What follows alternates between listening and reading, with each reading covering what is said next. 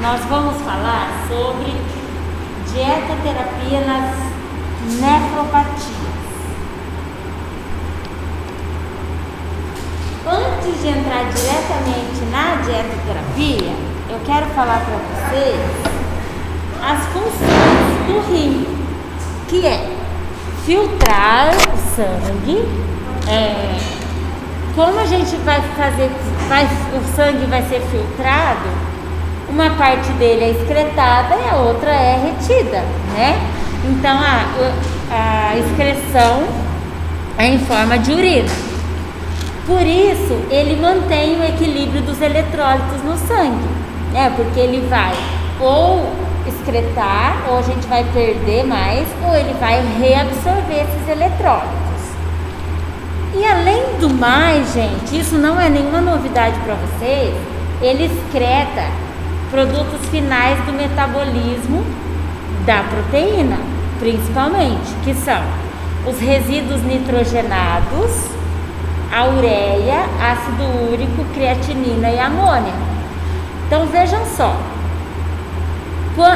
todos os produtos finais do metabolismo da proteína são os compostos nitrogenados, a ureia, que é a amônia convertida em ureia, a própria amônia mesmo, o ácido úrico, a creatinina. Todos esses produtos, eles são oriundos do metabolismo proteico. Quando esse metabolismo quando existe um problema renal, esses compostos nitrogenados não conseguem ser excretados, eles vão ficar retidos. Por isso que a ureia fica aumentada, a creatinina no paciente renal é aumentada, o ácido úrico algumas vezes está aumentado, tá? Por quê? Porque o rim não está conseguindo excretar os compostos nitrogenados. Se esses produtos residuais normais não forem eliminados, eles se acumulam no sangue e colocam o paciente em uma situação que se chama azotemia. Não é como é que era um termo que eu vi o pessoal do ano passado falar, ano retrasado, sei lá.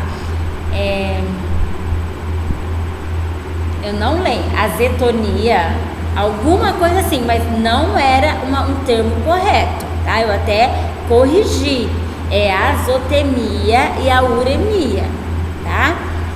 Essa condição de azotemia é aquela condição onde o paciente fica inapetente, nauseado, ele fica prostrado muitas vezes. Eu vou falar um pouco mais já disso para vocês, mas é uma situação clínica comum do paciente renal. Ele tem edema, ele tem inapetência, ao mesmo tempo ele tem emagrecimento, embora ele tenha o edema, ele tem confusão mental, ele tem prostração, tá? É uma condição ruim, o paciente não fica bem com azotemia. Por quê? Por conta deste acúmulo dos compostos nitrogenados. Outras funções do rim, secreção de eritropoetina. Então, ele é essencial na anemia, para evitar anemia. Ele faz secreção de renina, então ele regula a pressão arterial. Fora isso, ele converte vitamina D na forma ativa da vitamina D. Fora isso, ele controla líquidos corporais, além dos eletrólitos. Com isso, ele faz equilíbrio ácido-base. Lembra que eu falei que os dois órgãos que controlam acidose e alcalose é rim e pulmão. Muito bem. E aqui é um resumo, né, de tudo o que o rim faz. Então, por exemplo, lá em cima, né, a eritropoetina, né, que ele é imprescindível para evitar a anemia, a renina, a aldosterona, que é um hormônio que regula a sede também, conversão da vitamina D que eu falei. Quando existe uma baixa quantidade de cálcio no sangue, o rim é que vai liberar o paratormônio, né, e vai como é que fala? Retirar cálcio dos ossos para poder repor. Então, fora isso, ele faz reabsorção de sódio, de potássio, excreção de fosfato, absorção de cálcio. Isso tudo vai depender da situação fisiológica da pessoa. Por exemplo, uma pessoa que consome diurético vai ter uma excreção muito grande de líquidos, né? E, por exemplo, de potássio. E o rim tem uma função de reabsorver o potássio, mas diante do uso do diurético, ele perde essa função, né? Então, assim, e o potássio muito diminuído também é uma preocupação, né? A pessoa pode ter uma parada cardíaca, tanto pelo baixo potássio quanto pelo alto consumo de potássio. Não alto consumo, não. Um nível aumentado de potássio, porque ele faz contração muscular. Então, assim, o rim ele é extremamente importante, né? Não só para a excreção dos metabólicos proteicos, mas por tudo isso, anemia, manutenção de cálcio, regulação de pressão, regulação de sede, tá? Edema, por exemplo, uma pessoa que não está tomando água nas quantidades adequadas, vocês acham que o rim, que essa pessoa excreta mais ou menos água? Menos. Então, a pessoa que tem edema, muitas vezes ela não está tomando água, certo? Por quê? O rim tenta compensar ela não tomar, então eu não vou excretar, porque eu tenho que compensar isso, tá? Então muitas vezes as pessoas falam, ai, eu tô meio inchada aqui, você está tomando água na quantidade correta? Claro, depois de um problema renal instalado, aí o rim não consegue, não é nem porque ele está regulando nada, ele não consegue fazer filtração, aí ele vai reter muito líquido, daí a gente tem que cuidar dos líquidos.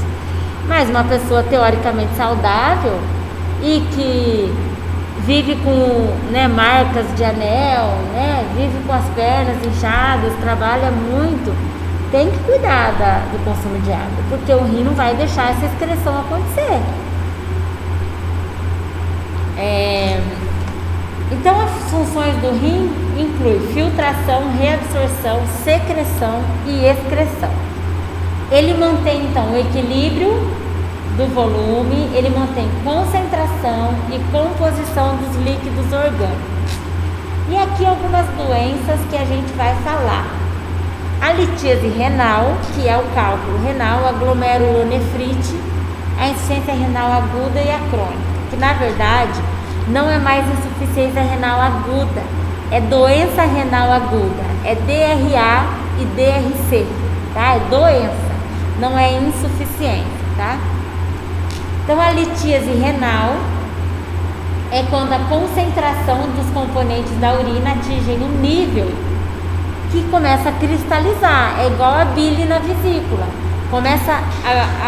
A vesícula começa a absorver tanta água que começa a concentrar demais a bile. E o paciente na litíase renal é a mesma coisa, ocorre uma concentração acentuada da urina. Então começa a cristalizar. Quais são esses componentes? O cálcio, o oxalato, o ácido úrico e o fósforo. Na glomerulonefrite, os glomérulos tornam-se mais permeáveis, resultando em reabsorção anormal ou falta de reabsorção de certas substâncias. Na doença renal aguda, os rins param de funcionar, parcialmente ou completamente. E a doença renal crônica, existe uma destruição progressiva dos néfrons até o estágio que os rins não conseguem mais funcionar. A aguda é insuficiência renal repentina, tá? Pode ser total, pode, mas pode ser o rim parou de funcionar, só está funcionando 25%. É parcial, né? Então a litíase renal, não sei se vocês conseguem ver em amarelinho ali, são exemplos de cálculo renal. O paciente renal que mais tem a litíase é aquele na faixa etária entre 20 e 50 anos. É 3 vezes mais comum em homens. 10% dos cálculos são orgânicos, ou seja, de ácido úrico ou cistina, que também é uma proteína, né? E 90% são cálculos inorgânicos, compostos de cálcio, magnésio e oxalato da dieta. As causas: hiperuricosúria, hipercalciúria e hiperoxalúria. O que é isso? Aumento de ácido úrico na urina pode levar a litíase. Aumento do cálcio, litíase. Aumento do oxalato, litíase. E baixo citrato, que é a vitamina C. Baixa ingestão de líquidos, infecção do trato urinário frequentemente, perdas excessivas de líquidas pelo suor, porque se a pessoa transpira demais, ela faz xixi menos, né? Uma coisa óbvia. Tanto que quem não transpira muito faz mais xixi. E outra coisa, no frio, a gente transpira no frio? Não, teoricamente a gente não transpira, a menos que a gente colocou muita roupa, ligou o ar no quente e colocou coberta, né? Mas no frio a gente não transpira. Não é quando a gente faz mais xixi? A gente vai no banheiro e faz um xixi mais demorado só porque tá frio, né? Não é porque a gente tá suando menos. A estase urinária, o que é isso? Ficar segurando o xixi. A urina fica retida lá no rim. Então você fica segurando, ela vai ficando concentrada. E quais são os sintomas? Dor, náusea, vômito, queimação e frequência urinária. Fora isso, pode ter dor nas costas também. Qual é o objetivo? A gente tem que determinar os componentes do cálculo para prevenir a recorrência do cálculo. Mas como que a gente faz isso? Só na hora que a pessoa espelha o cálculo que vai conseguir identificar, e nem é assim também. Tem que fazer análise do cálculo, né? Muitas vezes, do que está sendo mais formado o cálcio? É do oxalato? É do cálcio?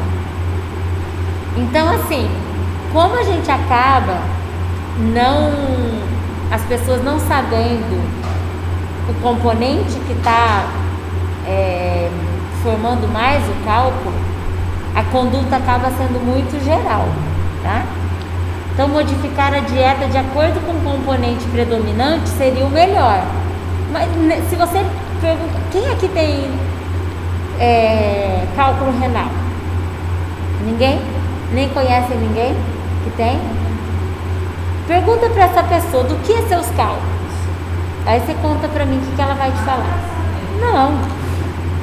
O bom seria se a gente conseguisse saber, mas a gente não sabe. E a pessoa não vai levar o cálculo lá para você, né? Até porque nós não vamos também identificar, não é nosso papel. Mas nem os pacientes sabem, né? Então acaba que, se a gente conseguir ter essa informação, ótimo. Mas se não, a gente não vai também deixar de cuidar do paciente por isso. E diluir a urina. A água sempre é uma recomendação. Então a ingestão de líquidos pode chegar até 3 litros no dia. A gente pode fazer o cálculo de 35 ml por quilo. Evitar ingestão de oxalatos, que vem no chocolate, beterraba, espinafre, morango, noz, farelo de trigo, chá, folha da beterraba. O cálcio oral não deve ser diminuído. Ele continua na recomendação DRIS. A recomendação DRIS para um adulto é 1000 miligramas. E ele se liga ao oxalato. Então isso é bom.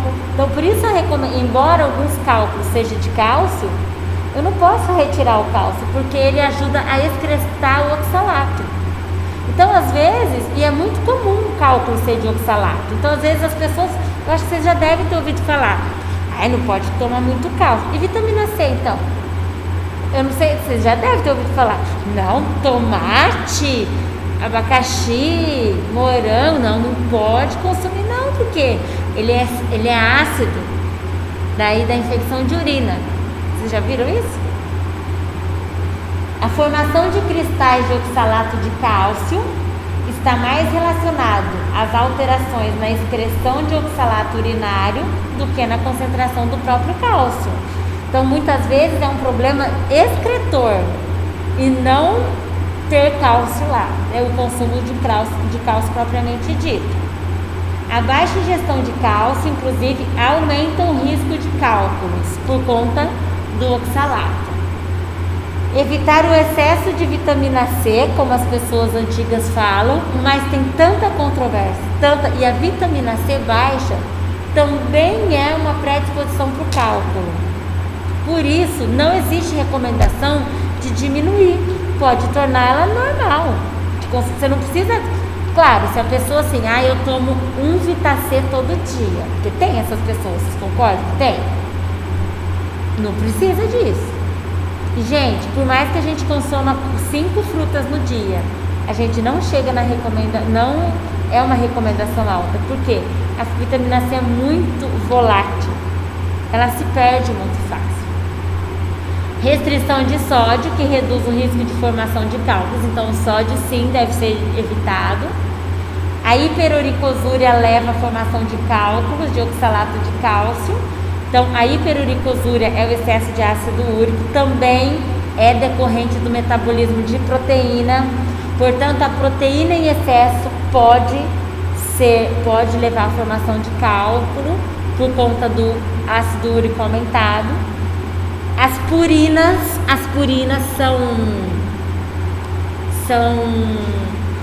compostos também derivados do metabolismo de proteína. E a purina está totalmente relacionada ao ácido úrico e o ácido úrico ao cálculo. Então, por conta disso, gente, o excesso proteico não é só uma questão de as pessoas têm Vita da esportiva lá e fica falando que não pode. Não, existe essas possibilidades, tá? De um cálculo renal poder acontecer de excesso proteico. Não é nenhuma novidade para vocês, que eu já falei aqui. O excesso proteico, ele tanto exige muito do fígado quanto do rim. Evitar refrigerantes, porque aumenta a excreção de oxalato. Evitar alimentos ricos em purinas, que é o que eu acabei de falar. A purina também é derivado do metabolismo de proteína. Carnes, molhos de carnes, miúdos das carnes defumadas e alimentos fermentados são ricos em purinas. A proteína, a recomendação é 0,8 grama por quilo e os lipídios 25% do VCT e estimular o consumo de fibras. Porém, cuidado com o oxalato, porque ele vem junto com as fibras também, tá? Então, assim, na hipercalciúria, que é o aumento do cálcio na urina, a gente vai fazer controle de cálcio e oxalato, mas não no sentido de tornar a dieta hipo, tá? Os homens, a gente pode colocar 800 miligramas por dia, mas as mulheres, gente, continua dentro da recomendação da RDA, 1.000 antes da menopausa e 1.200 depois da menopausa. Se é uma litíase por hiperoxalaciúria, o oxalato demais, tem que diminuir o oxalato, aqueles alimentos e fibras oriundas das folhas. E a restrição de vitamina C, ou seja, dar no máximo 1 grama por dia. Gente, 1 grama é um Vita-C. A RDA de vitamina C, hoje eu não estou gostando da minha máscara, hoje ela está me sufocando, vocês nem imaginam. A recomendação é 100, não chega a 100 miligramas de vitamina C, né? E está falando o máximo de 1 grama, então não existe o porquê a gente falar, olha, não chupa laranja não existe, gente. E a hiperuricosúria, que é o excesso de ácido úrico, a proteína tem que ser reduzida e evitar bebida alcoólica também, porque aumenta esse ácido úrico. Calma aí que eu preciso de uma coisa.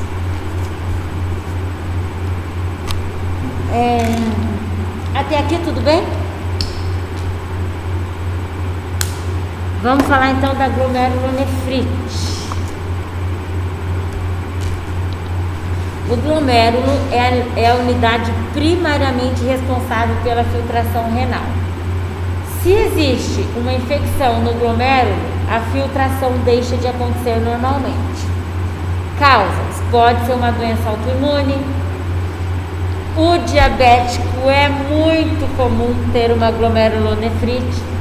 O hipertenso, doenças renal no geral, inclusive litíase renal, algum vírus ou bactéria e uso de medicações em geral também. Então esse aqui é o rim. É que a flechinha não aparece para vocês, né? Vocês estão vendo o glomérulo ali nessa figura da direita, lá em cima? Então é uma infecção, uma inflamação desta parte do rim. Os sintomas: baixa albumina no sangue, oligúria, que é pouca urina, hematúria, sangue na urina, e edema, porque diminui a filtração glomerular e aumenta a reabsorção tubular. Então esta pessoa tem edema. Controlar a pressão, a hipertensão, de proteinúria, melhorar o estado nutricional e apetite, reduzir o edema e prevenir a quebra de proteína. Toda vez que a gente usa proteína como fonte de energia, eu estou fazendo eliminação de compostos nitrogenados. Então, quanto mais proteica é a dieta, mais a pessoa usa a proteína como fonte de energia e mais ela produz compostos nitrogenados. Então, e ao mesmo tempo, essa pessoa inapetente, ela também deixa de comer. Então, ela quebra a proteína mesmo quando ela não ingere muito. E aí, o que acontece? Ela acaba exigindo mais do rim também. A dieta para essa pessoa que está emagrecida é de 30 a 40 quilocalorias por quilo. Ela é normoproteica. Normoproteica é de 0,8 a 1 grama por dia. E se houver aumento dos níveis de ureia e creatinina, hipoproteica, 0,6 gramas, abaixo da dose mínima, que é 0,8. Normolipídica, se houver presença de dislipidemias, daí a gente vai melhorar a distribuição de gorduras, que a gente ainda vai falar das dislipidemias. E normoglicídica, vitaminas e minerais de acordo com as DRIs, cálcio e vitamina B devem ser suplementados, e água e sódio para diminuir o edema. Água 2 litros por dia vai para 500. E sódio de 2 a 3 gramas por dia vai para 500 também. Se tiver edema, tá? Existe essa restrição aí. Geralmente o paciente tem edema, quem tem glomerulonefrite. Mas se não tiver edema, não precisa fazer essa restrição. Aí a gente vai falar daquilo que é mais grave agora e que inclusive é o que eu mais gosto de falar. Porque os pacientes que eu acompanho na vida, eu já acompanhei, eles não são os que têm a glomerulonefrite, são os que já estão com a doença renal aguda ou crônica. Então a doença renal aguda é um declínio rápido da função renal. Isso pode acontecer por um processo inflamatório grave, agudo. Então pode acontecer depois de um acidente, depois de um trauma, num paciente queimado, num paciente Covid. Quantos pacientes de Covid, não sei se vocês ouviram falar, que evoluíram começaram a fazer hemodiálise? Vocês ouviram ou não? Muitos, gente. Muito, porque é um paciente já grave, um estado inflamatório, inflamado, e desenvolve um problema renal, tá? Que é a doença renal aguda, rápida, de um dia para o outro. Ocorre retenção de líquidos, retenção dos catabólicos, ou seja, creatinina e ureia ficam retidos no sangue. Oligúria, esse paciente faz menos que 500 ml de urina no dia.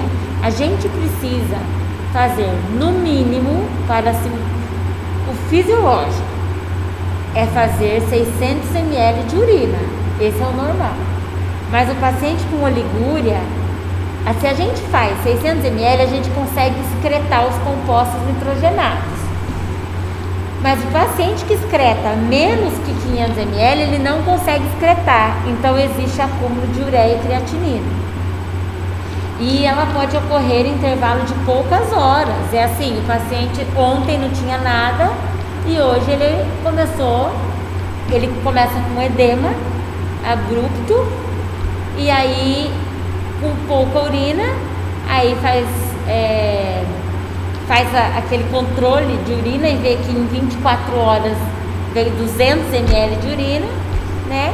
E aí esse paciente já pede os exames, ele já vem com todos esses itens aumentados e ele já entra num estado clínico ruim, né? Porque ele está com os catabólicos todos retidos. Quais são as causas dessa doença renal aguda?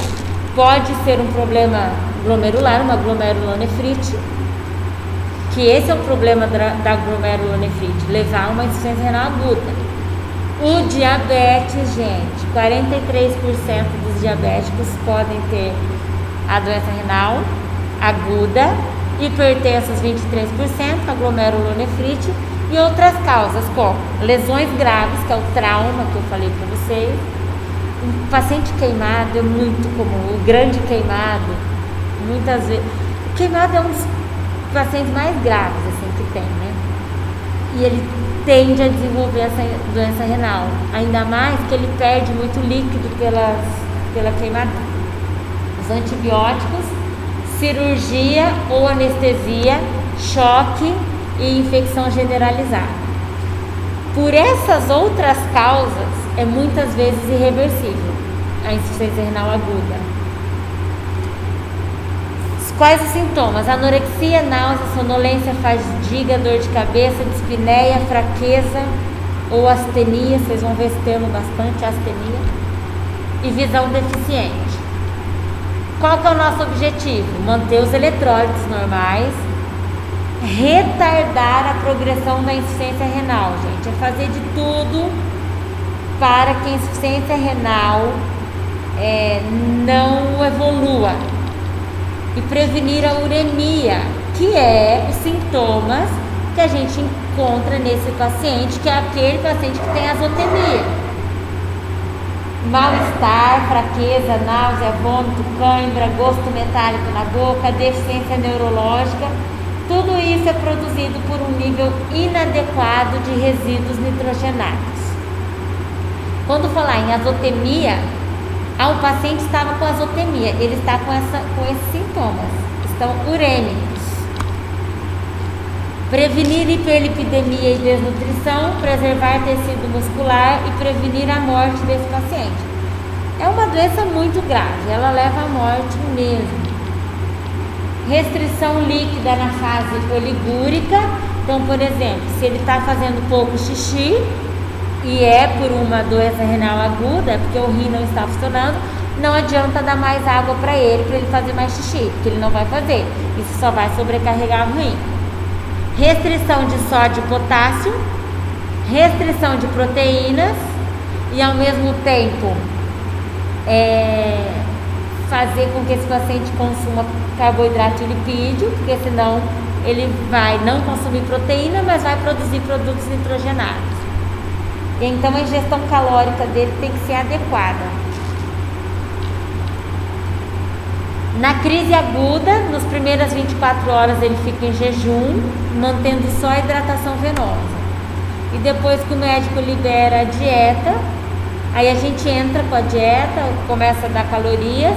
Essas calorias é para evitar a quebra proteica, porque a quebra proteica produz ureia, né? Produz a amônia, produz o ácido úrico.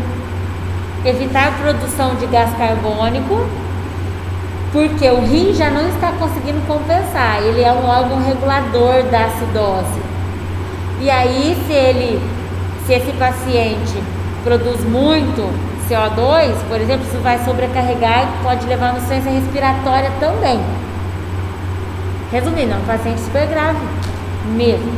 35 quilocalorias por quilo de peso, quando não tem a doença catabólica, e de 40 a 50 quando esse paciente está emagrecido, quando ele está perdendo muito peso. Geralmente precisa de insulina pela gravidade da situação e porque eu não posso dar em proteína, eu tenho que dar mais carboidrato e lipídio mesmo. 65 a 70% do valor calórico total é carboidrato, mesmo ele usando insulina. Proteína, dieta hipoproteica, de 0,3 a 0,8 kg de peso grama por quilo por dia. Aí a gente pode ir aumentando à medida que a função renal melhora, mas se a função renal não melhorar, gente, é hipoproteica. Normolipídica, lembrando de dar mais a gordura insaturada, porque esse paciente pode ter a hiperlipidemia. As vitaminas todas de acordo com as DRIs, mas eu tenho que tomar cuidado com suplementação. Essas pessoas que tomam, não, eu tomo centro, tomo de A a Z, né, todo dia, ou tá desenvolvendo um problema renal, tem que cortar essas suplementações, tá? O sódio mantém o equilíbrio hidroeletrolítico, mas a gente tem que observar as perdas. Geralmente a gente tem que tirar o sódio mesmo. Mas se é um paciente que tem diarreia e vômito, ele perde muito mais, então eu não preciso retirar tanto. E se tiver edema, aí eu tenho que tirar e pronto, acabou. Então a recomendação vai variar de 200 mg a 2.000, quer dizer, é normal para hipo sódica. Potássio, na fase de pouca urina, faz retenção de potássio. Então, de 1,5 a 3 miligramas por dia de potássio só. E o normal é de 6 a 12. O que eu devo fazer com esse paciente se ele não está em coma e não está usando sonda? Porque sódio é fácil reduzir, né? Eu não preciso fornecer coisas industrializadas, a gente vive muito bem com os alimentos in natura. E eu posso cuidar do sódio tranquilamente, o sal, né, que eu vou acrescentar. Mas e do potássio? Potássio que tem nas frutas, nos legumes, nas verduras, que é o que eu estou querendo dar para ele ainda, né? Então, eu tenho que fazer esses alimentos ter pouco potássio. Como? Cozinhando em 2 águas. Cozinhando em muita água, porque ao contrário do paciente saudável, que eu quero que os nutrientes se concentram, então eu faço tudo no vapor, esse paciente eu faço num monte de água, para perder potássio. Fruta cozida, tá? Coisas debaixo da terra, que é rico em potássio, tem que tomar muito cuidado. Batata, cenoura, mandioca, tem que cozinhar em 2 águas, tá, gente? Fósforo, se tiver aumentado, reduzir a ingestão de 5 a 10 miligramas por quilo por dia, e o normal é 700 miligramas por dia. O fósforo eu encontro muito no leite, então se o paciente estiver com fósforo aumentado, eu já tenho que cuidar do leite. Agora, uma coisa eu vou dizer para vocês: um paciente com doença renal aguda na UTI, provavelmente ele é um paciente que está prostrado, coma, então ele não come sozinho via oral, ele está usando uma dieta enteral.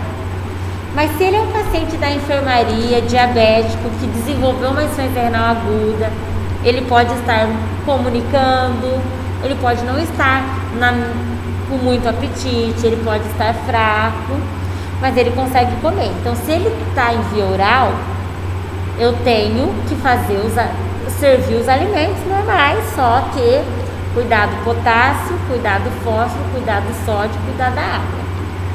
Cuidar do excesso de suplementação. Mas se ele está lá na UTI, aí eu vou cuidar da dieta que eu estou colocando para ele. Professora, mas tem que ser uma dieta renal? Não necessariamente. Pode ser uma padrão. Mas olha a quantidade de sódio, de fósforo, de proteína. Geralmente a dieta padrão ela é normo a hipoproteica, tá? E agora, claro que a dieta do renal ela é bem específica para essa doença. Mas assim, tem uma dieta que é própria para o estágio conservador da doença e para o estágio já dialítico.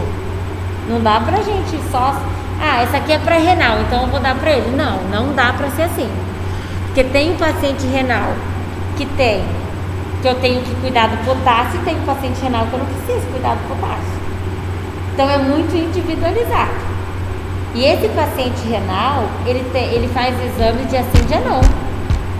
Então a gente consegue controlar bem. O sódio dele está todo dia aumentado. O potássio dele está muito baixo, embora ele seja renal. Eu não preciso então ficar cozinhando em 2 águas se o potássio dele está tão baixo. Então é muito individualizado, tá, gente? E aí tem a doença renal crônica, que é a perda da função renal, já que vem acontecendo há um longo tempo. Não é uma doença repentina. Existe uma progressiva diminuição da taxa da filtração glomerular. Uma pessoa que vive com glomerulonefrite, uma pessoa que já teve insuficiência renal aguda, o diabético, que quando a glicemia está aumentada, está acontecendo lesão de algum tecido, e um desses tecidos pode ser o rim. Então, o diabético é uma população assim que facilmente pode desenvolver a doença renal crônica. Então, ela se caracteriza pela incapacidade das funções renais retornarem ao normal após uma insuficiência renal aguda. Por exemplo, o paciente pode ter tido a insuficiência renal aguda e ele não volta mais, né? Ele caminha agora para uma diminuição progressiva. Pode ser que ele teve uma aguda e continuou, nunca mais houve retorno da função renal. Mas pode ser que esse paciente com doença renal aguda reverta, mas alguns não revertem. Esses desenvolvem a doença renal aguda. Então, a azotemia, que é a retenção dos produtos finais do metabolismo das proteínas, é comum. Esse paciente vive enfraquecido, inapetente, confuso, prostrado, astênico. A insuficiência renal crônica avançada é porque os rins, gente, já só funcionam 10%. Quer dizer, alguém precisa filtrar o sangue dessa pessoa, porque o rim não tem mais essa capacidade. Então, existe distúrbios de absorção, de excreção e metabolismo de muitos nutrientes. A uremia, então, são os sinais e sintomas clínicos decorrentes da azotemia, que é a fadiga, sonorexia, náusea, vômito, astenia, aquela coisa toda. Então, a doença, a desnutrição proteico-calórica é muito comum, porque é um paciente que não tem fome e ele tem muito mal-estar. Então, ele tem desnutrição. Essa desnutrição geralmente precede o tratamento de substituição renal. O que é isso? O paciente está num estágio de uremia pura, porque o rim só funciona 10%. O que o rim filtra? O que ele consegue eliminar de metabolismo da proteína? Nada, quase. Então, essa pessoa vive no estágio urêmico, ela vive com um mal-estar, ela não se alimenta. Então, muito próximo dela começar a fazer uma hemodiálise, ela está desnutrida, porque ela já vem caminhando com uma inapetência muito acentuada. Então, a desnutrição, infelizmente, é um fator preditivo de mortalidade. O paciente renal que vai começar com uma terapia de substituição renal, que é hemodiálise ou diálise, desnutrido, a chance dele morrer é muito maior. Daí a importância, de novo, do nutricionista, né? O início dessa terapia previne a deterioração renal. Muitas vezes começa uma diálise e hemodiálise um pouco antes, né, quando o rim ainda tem 10%, 15%. Né? Por quê? Não vamos esperar parar tudo. E às vezes começa até antes, mas isso vai muito da conduta médica. O que o médico usa para monitorar a função renal? A taxa de filtração glomerular e o clearance de creatinina. São exames que ele pede. E aí ele consegue detectar o estágio da doença renal. Por exemplo, quando a taxa de filtração glomerular está acima de 90 ml por minuto, são grupos de risco para doença renal, mas não tem lesão renal. Agora, se ele pede, então é o estágio 0, mas se essa taxa caiu para 15 ml de filtragem por minuto, já é o estágio terminal da doença renal, ou o estágio dialítico. O que é isso? Tem que fazer diálise. O rim não dá mais para contar com ele. Então, o estágio 5 da doença é o estágio mais grave. O médico vê isso porque a taxa de filtração do glomérulo é muito baixa e ele precisa de diálise. Então, isso aqui é uma das coisas que faz o médico pedir para iniciar a hemodiálise. As opções para tratamento do paciente com doença renal dependerá do grau de perda da função renal. Então, por exemplo, o paciente que não começou a diálise ainda, você sabe que ele já tem uma taxa de filtração glomerular aqui, ó. Tem uma insuficiência renal leve. Esse paciente, ele está no estágio conservador da doença. Ele ainda não está fazendo diálise, mas o rim já não tem a mesma função. Eu vou tratar ele normalmente? Não. Eu já tenho que cuidar do excesso proteico aí. Eu já tenho que cuidar do excesso de potássio aí, do sódio aí, do líquido aí. Porque depois que o rim parou de funcionar e está usando outros meios, existe, na verdade, uma perda de líquido, uma perda proteica, uma perda de potássio. Aí é o contrário. Ele está no estágio grave, mas daí eu já consigo deixar algumas coisas. Mas enquanto ele não foi para a hemodiálise, eu tento retardar o início da hemodiálise, o máximo que eu posso. Aí que é aquele paciente renal que tem aquelas dietas super restritas, porque carne não pode, potássio não pode, sódio não pode, magnésio não pode, fósforo não pode. Então ele chupa gelo, ele come legume em 2 águas, o feijão dele é um dia sim, 2 não, tem que deixar de molho mesmo, 2, jogar a água do molho, colocar o molho de novo, para tirar o máximo que puder do potássio, né? Então, as opções então a restrição dietética e medicamentosa é mais na fase pré-dialítica, porque é a fase que eu estou tentando fazer de tudo para o paciente não evoluir para diálise, porque, gente, uma vez que vai para diálise não sai mais. Não é algo assim, não, eu estou fazendo hemodiálise. Isso eu estou falando da doença renal crônica, a aguda, lá da UTI. Vamos supor que o paciente foi atropelado e ele desenvolveu uma aguda, essa ele pode até reverter, tá? E ele pode também reverter se ele for um diabético. Mas a doença renal crônica é uma redução progressiva da função renal, então não vai mais voltar. É uma doença degenerativa. Então, assim, uma vez que ele vai para diálise, é só o transplante para tirar ele da diálise, tá?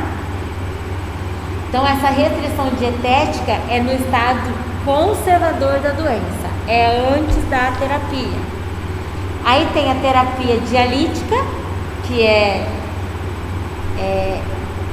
antes do transplante e depois só fazendo transplante. Qual é o nosso objetivo? Reduzir catabólicos nitrogenados, ou seja, reduzir proteína e dar calorias para não usar a proteína como fonte de energia. Eu tenho que retardar a progressão da lesão renal, então por isso a dieta é bem restrita. Por isso eu faço isso para adiar quanto mais tempo a diálise, promover o equilíbrio nutricional, corrigir a intolerância à glicose e dislipidemias que estão associadas a essa uremia. Então esse paciente muitas vezes usa insulina. 35 quilocalorias por quilo de peso para o paciente menor de 60 anos e 30 para o paciente maior de 60 anos. Carboidrato de 50% a 60% e complexo, que é o carboidrato, não necessariamente com fibra, mas não é o carboidrato simples. Proteína, norma hipo, né, 0,6 a 0,8. Só que desse tanto que a gente dá, a maior parte dela é de alto valor biológico, porque já é pouca proteína. Se eu der de baixo valor biológico, né, não vai conseguir fazer síntese proteica. Então, eu tenho que dar as combinações, né, tipo arroz com feijão. E tenho que cuidar ao mesmo tempo do potássio, né? Tenho que dar carnes para esses pacientes. Eu tenho que otimizar. O pouco de proteína tem que ter os aminoácidos que a gente não produz, tá? Os essenciais. Lipídios de 30% a 35%. É uma importante fonte de energia. Se ele tiver dislipidemia ou tiver um colesterol ruim alto, por exemplo, ou hipertrigliceridemia, eu tenho que 10%, no máximo 7% de gordura saturada. A maior parte tem que vir da insaturada.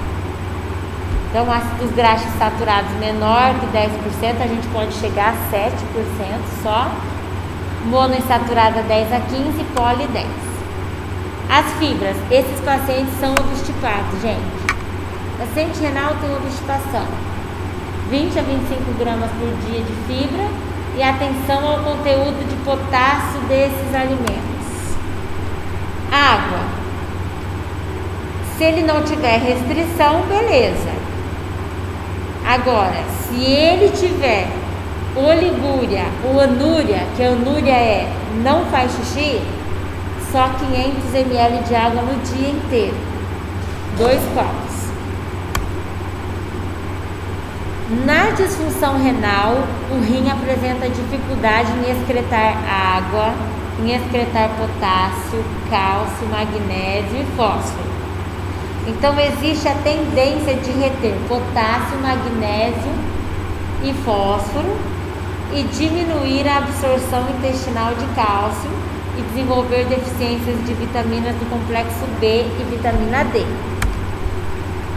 Sódio, vou restringir de 1 a 3 gramas por dia, e o potássio vou restringir se estiver fazendo pouco xixi ou se o potássio dele tiver aumentado. Se tiver aumentado, tem que ir para 1,5 gramas por dia.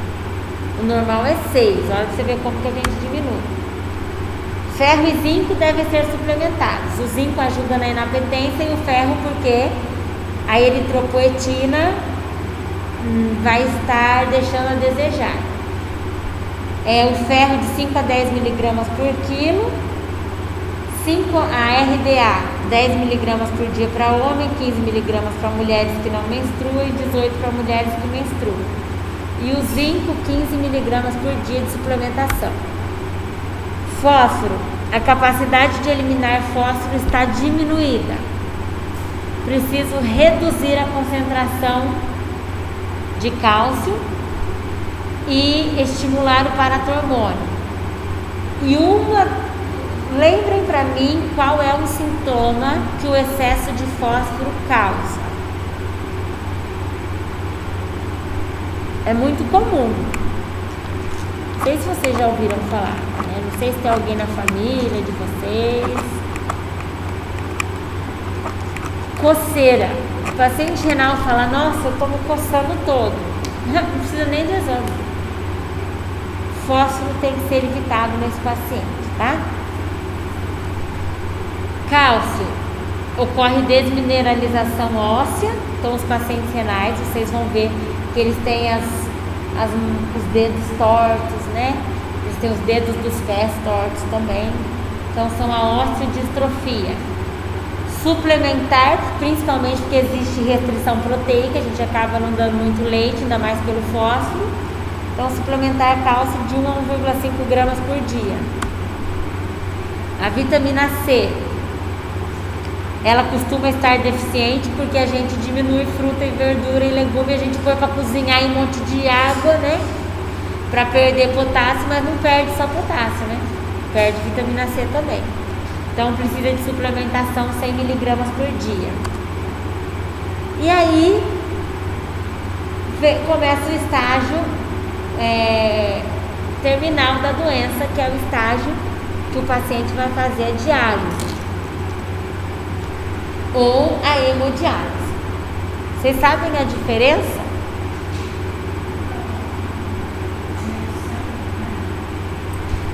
Uma no sangue, qual que é a diferença?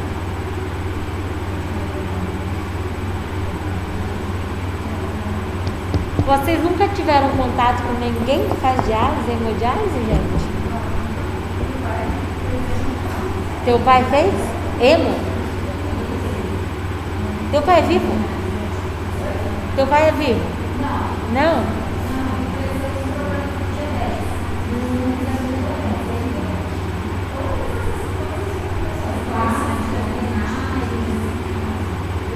E ele chegou a fazer diálise, então. Então vamos lá. A diálise ou hemodiálise começa quando o rim está com 10% de funcionamento só. Então a diálise ela é uma terapia que substitui o rim. Só que em vez da gente fazer essa filtragem pelo rim, a gente usa uma outra forma. A diálise é usado a cavidade peritoneal para isso, né? No peritônio. Teu pai era algum catéter? Então o seu era hemodiálise. Era um catéter na jugular ou na subclave, né? Então a diálise ela só é feita na cavidade abdominal. Com ela é possível tirar os solutos urêmicos e água que fica em excesso, porque o paciente não consegue excretar. E aí ele consegue restabelecer o equilíbrio eletrolítico, mas ela é uma das maiores causas de desnutrição, do tanto que se perde em proteína. Então, gente, olha só. Esse aqui é um catéter que fica no abdômen do paciente, né? Então, isso aqui é um dialisato, que é uma substância que vai entrar no peritônio, e essa substância, por uma diferença osmótica, vai fazer com que os solutos sanguíneos, os compostos nitrogenados do sangue, vão para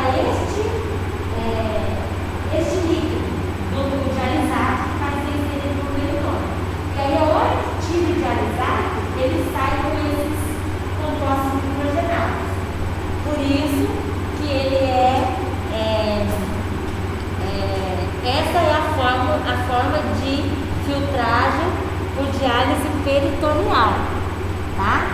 Não existe assim, o sangue sair da pessoa e passar por um filtro. Isso é hemodiálise. A diálise, o sangue não vai sair nem morrer. É o dialisato que entra na cavidade abdominal, com uma concentração osmótica, vai reter os compostos nitrogenados. É como se a gente fizesse. Gente, é uma analogia, é só uma analogia, não é? Eu não estou afirmando que é uma lavar roupa, mas Você coloca uma água limpa na lava-roupa, ela lava e sai suja. O dialisato é assim, você coloca o dialisato e ele é tirado da cavidade peritoneal com os compostos que o rim não consegue tirar, tá? E a hemodiálise, gente, outra coisa, a diálise é feita em casa. Existe um lugar, né, o paciente renal em diálise, ele também tem a saúde pública que ampara ele, né? Então é feito um local para fazer diálise. Esse local tem que ser só para isso, né? Existem as orientações para esta família, para este paciente. Então é feito diariamente a diálise. Já a hemodiálise faz num instituto relacionado ao rim, provavelmente, né? Um local para isso. E aí é diferente. A hemodiálise, o sangue é colocado no catéter nesse paciente, que pode ser no braço, pode ser na subclávia ou na jugular. Muitas vezes a gente encontra assim, os pacientes na rua com o catéter. Gente, ou esse paciente faz hemodiálise ou ele está fazendo quimioterapia. Né? Então, o sangue sai, entra na máquina e aí essa máquina vai reter os compostos nitrogenados e volta o sangue com menos composto nitrogenado. Exatamente assim, ó. Olha lá. O sangue sai, né, pela veia, né? Aí ele vai lá na máquina. Olha, ele está cheio de solutos. Essas bolinhas pretas são solutos, tá? Quando ele passa na máquina, esses solutos, também por uma diferença osmótica, são retidos para este local. E aí o sangue sai sem solutos e aí ele pode retornar para o paciente. Certo? Então, essa é a forma de hemodiálise e essa é a diálise peritoneal. Né? Ó, lá no peritônio, as bolinhas pretas são os compostos nitrogenados, é colocado o dialisato, né, lá dentro, e aí depois é retirado, o dialisato sai os compostos nitrogenados. Entenderam a diferença da diálise e hemodiálise? Então, a hemodiálise, a duração é de até 3 a 5 horas, a diálise pode durar até 6 horas. A frequência é dia sim, dia não, 2 a 3 vezes por semana na hemodiálise e diálise é diária. Na hemodiálise, remove-se aminoácidos e peptídeos junto com os compostos nitrogenados, tira-se proteína também. Então, costuma-se perder por sessão até 13 gramas de proteína. Então, veja bem, antes da hemodiálise, a gente tira a proteína do paciente. E depois da hemodiálise, ele continua inapetente, ele continua fraco, agora ele depende de uma máquina, ele tem que fazer exame todo dia que faz hemodiálise, ele tem que se pesar, tanto de água que ele tem que filtrar. Existe, assim, uma qualidade de vida muito diminuída. Então, essa pessoa já está emagrecida e inapetente. E aí ela ainda perde 13 gramas, tipo meio bife por sessão. Então, a gente tem que dar proteína só para perda, certo? Vocês entenderam por que antes eu cuido da proteína e depois eu posso liberar a proteína, né? Então, a desnutrição proteico-calórica é muito comum. Na diálise dura até 5 horas, tem umas até 6, acontece diariamente, mas pode ter algumas complicações quem faz a diálise, que é peritonite e hiperglicemia. Por quê? A peritonite, porque é feito no peritônio, é uma cavidade que vai ser muito acessada, né, Então pode ter, a peritonite é uma infecção grave. E hidroglicemia, porque o dialisato que é infundido dentro do paciente, ele é rico em glicose. A concentração osmótica que se usa glicose para compor o dialisato. E aí, o paciente em diálise, ele perde proteína, só que ele fica com o abdômen grande. Por quê? Porque ele cria uma resistência à insulina. Então, ele pode ter uma descompensação glicêmica, mesmo sendo bem emagrecido sem comer, por conta da glicose e do dialisato, tá? A desnutrição proteica calórica vai de leve a moderada, de 30% a 35% desses pacientes. E 8 a 10% deles desenvolvem a desnutrição grave. E a perda proteica, deixa eu ver se está no próximo slide, aqui ó. A perda proteica da proteína da diálise, gente, ó, chega a 24 gramas. Quer dizer, um bico por dia, só para perder. Certo? Só para ir embora da diálise. Por isso, esse paciente tem uma tendência à desnutrição. Então, as calorias na hemodiálise: 35 quilocalorias por quilo, ou calorias não proteicas de 150 a 200 quilocalorias por grama de nitrogênio, atender às necessidades dos pacientes. O arroz, macarrão, farinha, biscoitos, bolacha, pão sem sal são opções calóricas, né, que dá caloria, de uma forma convencional, né, daquilo que eles já estão acostumados a comer. A proteína, ocorre perda de até 13 gramas de peptídeos, tem que ser de alto valor biológico, e a recomendação é hiperproteica, 1,2 gramas por quilo. E a gente dá os vegetais para suprir vitaminas e minerais. Professora, vai ter que suplementar? Muito provavelmente. Se o paciente não estiver comendo bem, vai ter que suplementar. Mas ele pode já comer. Agora, eu também posso encontrar o paciente fazendo diálise com um potássio aumentadíssimo.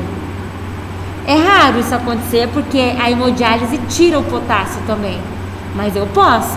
E daí, mesmo ele em hemodiálise ou diálise, eu tenho que cozinhar em 2 águas. Então, eu tenho que estar atento aos exames dos pacientes. Então, na diálise, a perda proteica é maior, e cerca de 60% é albumina, gente. Vocês lembram que a albumina baixa é um sinal de desnutrição? E outra coisa, a albumina abaixo de 2,5 aumenta muito a mortalidade do paciente, tá?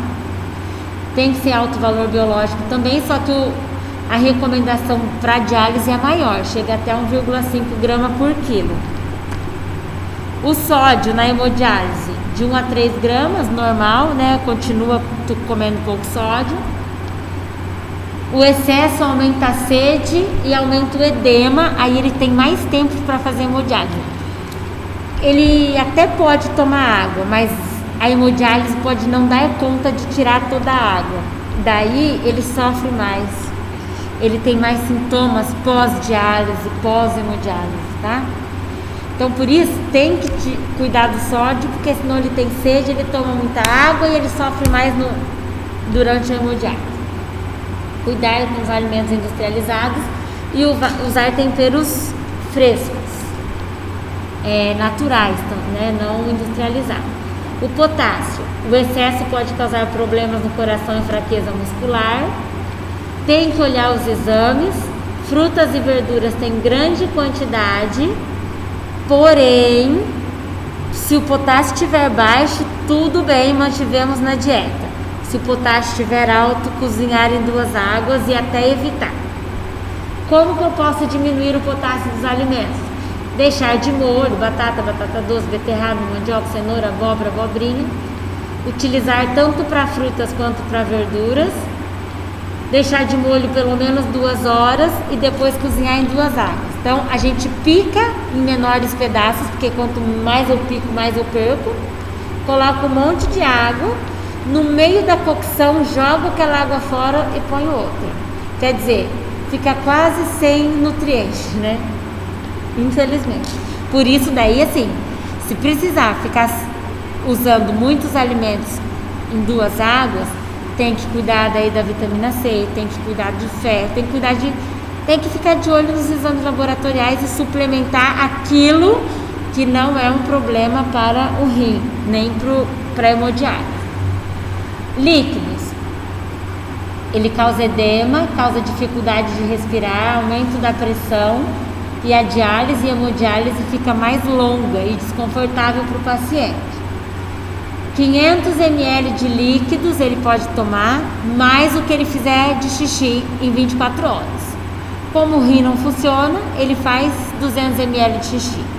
Então ele vai poder tomar 700 ml de água no dia.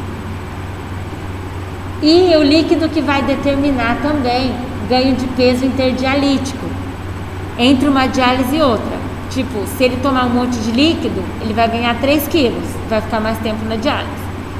Se ele tomar menos líquido, ele ganha menos peso e ele fica menos peso na diálise também. É pesado o paciente antes e depois da diálise. Sempre. Muita sede. Esse que é o problema. E parece que é psicológico, né? Também. Não parece. Também é. Porque só de falar, olha, Ju, hoje você não toma mais água, está em jejum, já dá vontade, né? Parece uma coisa. Então, uma das coisas que faz para enganar o paciente mesmo, não é enganar o paciente, é ele se auto-enganar. É servir um pouco de água que ele tomar que seja bem fria e chupar gelo mesmo. Então, colocar a quantidade permitida em um recipiente. Ele pode 800 ml? Tem uma garrafa de 800 ml, porque senão ele não vai ficar mensurando, né? Anotar a quantidade de água ingerida é mais difícil eles fazerem. Líquido gelado satisfaz mais a sede, a fruta gelada também, e pedra de gelo na boca, que daí a pedra de gelo não dá nem 50 ml, e aí ele evita de ficar tomando, né, muita água. O fósforo, ele é pouco, o potássio é bastante retirado na diálise, gente. Então, geralmente, o paciente em diálise eu consigo manter fruta, verdura e legume. Mas o fósforo, ele é pouco retirado, ele se acumula no sangue, aí o paciente tem muita coceira, e aí a gente tem que tirar os alimentos que são ricos em fósforo. O leite é um dos mais ricos, tá? Feijão também. Aí, uma outra opção é o quelante de fósforo, que ele se fixa no fósforo para eliminar ele nas fezes. Toma sempre junto com as refeições e a dose depende da quantidade de alimentos. Quais são esses quelantes? Carbonato de cálcio, acetato de cálcio, hidróxido de alumínio. E aí geralmente o nutricionista que acompanha, geralmente o médico já coloca dentre as medicações, mas se ele não colocar, a gente pode encaminhar esse paciente com uma cartinha lá sugerindo para que ele prescreva um quelante de fósforo. Uma outra opção é quem trabalha em instituto, o paciente já tem todas essas recomendações. Você só vai lidar com o paciente renal, né? Cálcio, solução da diálise contém cálcio, mas pode ser que ainda precise de suplemento. A recomendação é de 1,5 grama por dia. Em nenhum momento o cálcio é menos. É hipocalêmica ou hipocalcêmica. Calêmica é potássio. Ferro, suplementação 10 a 18 miligramas por dia. A anemia é frequente porque o rim produz a eritropoetina que ajuda na produção de hemácias. A vitamina D ajuda o corpo a absorver cálcio e fósforo.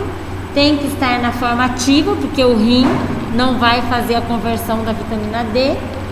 E também da coceira e dor nas juntas e nos ossos quando está diminuído.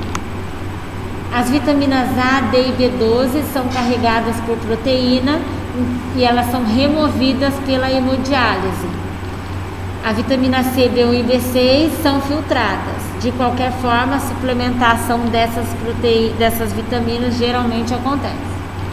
O álcool evitado e lembrar que a cerveja é riquíssima em fósforo, tá? Esses pacientes aí que às vezes querem tomar uma cervejinha, coitados, eles têm uma qualidade de vida tão ruim que ele pode até tomar uma cervejinha, mas ele pode ter muita coceira e a diálise não vai tirar. Então é importante que ele tenha o quelante de fósforo para ele tomar a cervejinha que ele quer, mas ainda assim não dá para ele tomar todo dia, tá, gente? Certo, pessoal? Até aqui? Deu para entender? Tem alguma dúvida? Beleza.